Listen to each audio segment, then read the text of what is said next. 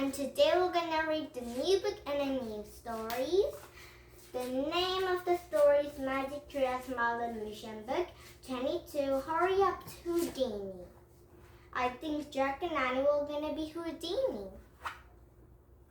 And we're gonna start reading at chapter 1, Message from Merlin. I think Jack and Annie were gonna see the message from Merlin. And then we end up reading at chapter 2. Now, are you ready to read this one book with a lot of stories? And now here we go.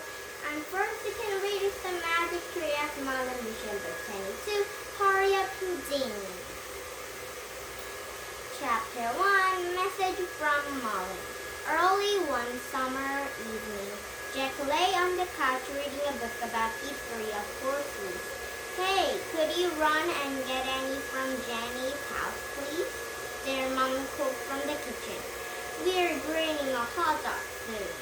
Sure, said Jack. He closed his book, hopped off the couch, and handed out to the front door.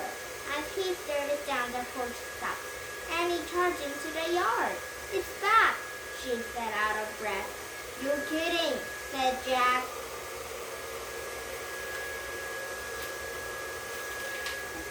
No, I'm serious, said Annie. On my way home from Jenny's, I checked the woods.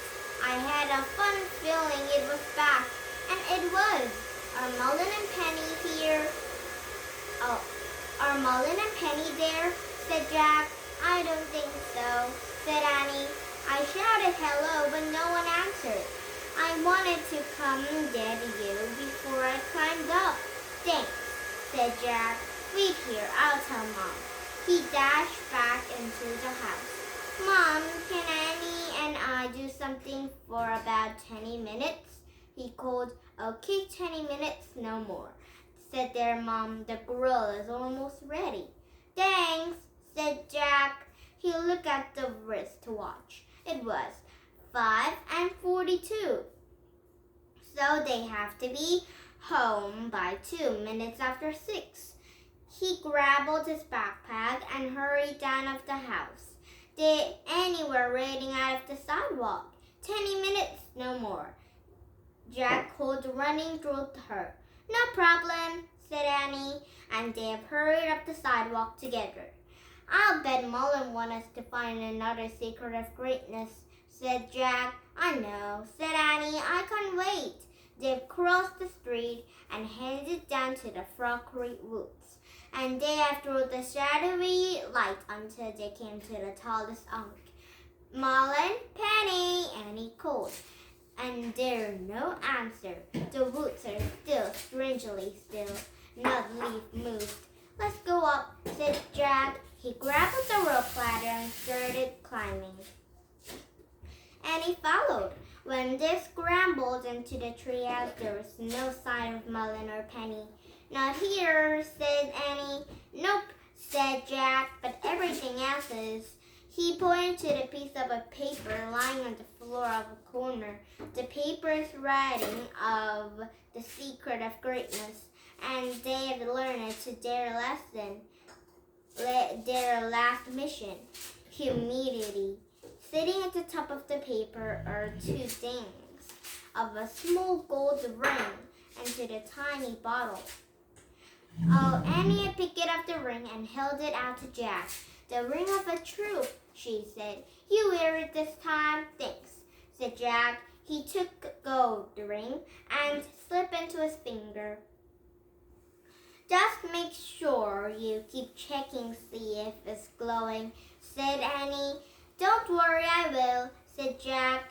According to the Merlin, a ring of a truth would grow only when Jack and Annie discovered the truth of a secret of greatness. And Annie had picked up a tiny bottle. She and Jack have started a swirling contents. Wow, she breathed. Merlin is a magic mist. Jack had replied the words of a Camelot magician. Mist glattered the first light of a first day of the new moon of the Azalevelone. Good memory, said Annie. Who wouldn't remember that? Said Jack. If we take a sniff, we can be great in anything we choose for 1 hour.